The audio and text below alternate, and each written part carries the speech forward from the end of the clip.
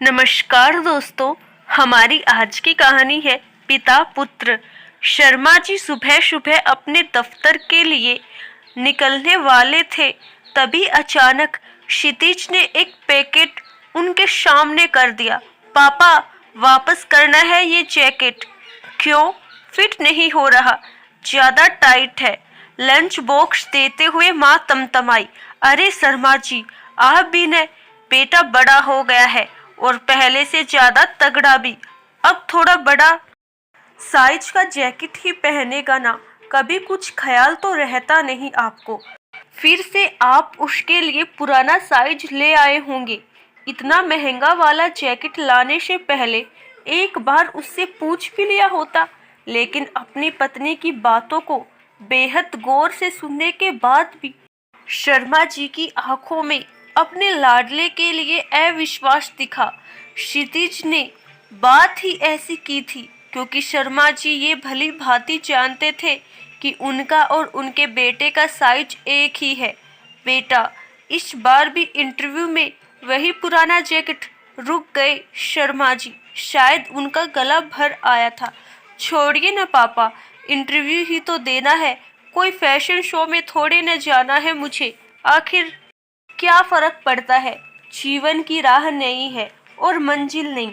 Jacket पुराना ही सही। दरअसल क्षितिज की नजर अपने पिता की बहुत पुरानी स्वेटर पर थी, जो उसके पुराने जैकेट से भी कहीं ज्यादा फटे हाल थी। उसके पिता प्रतिदिन दफ्तर से घर देर रात तक पहुंचते थे और सर्दियां शुरू हो चुकी थी। शर्मा जी ने अपनी लाचारी बतानी शुरू की। लेकिन बेटे, पैसे तो वापस नहीं मिलेंगे। ऐसा करते हैं, शाम को हम दोनों एक साथ चलेंगे, इसे बदलकर तुम्हारे लिए दूसरी ले आएंगे। नहीं पापा, मेरे पास बिल्कुल भी इस काम के लिए वक्त नहीं है। मुझे अपने अगले इंटरव्यू की तैयारी पर फोकस करना है। इस बार मुझे माफ कीजिए प्लीज। वो इतना बोलकर अपने कमरे की ओर बढ़ गया।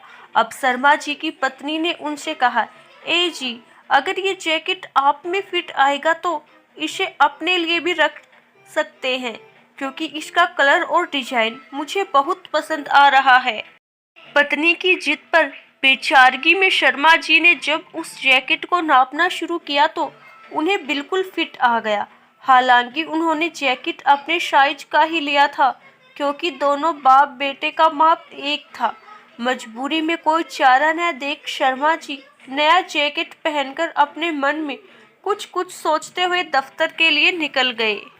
उनके जाने के बाद माँ ने क्षितिज को आवाज देकर अपने पास बुलाया और फिर उसके माथे को चूमते हुए अपनी डबडबाई आंखों को छुपाकर उससे कहा, देखते देखते अब काफी बड़ा हो गया है तू मुन्ना। क्षितिज भी अपने आंसू रोक न पाया और अपनी माँ से लिपटकर बुदबुदाया, मेरी हर जरूरत का ख्याल रखने वाले मेरे पापा कभी गलत साइज ला ही नहीं सकते। लेकिन अगर वो जैकेट मैं पहनता तो मुझे चुभती। आशा करती हूँ दोस्तों, आपको हमारी आज की कहानी जरूर पसंद आई होगी। धन्यवाद।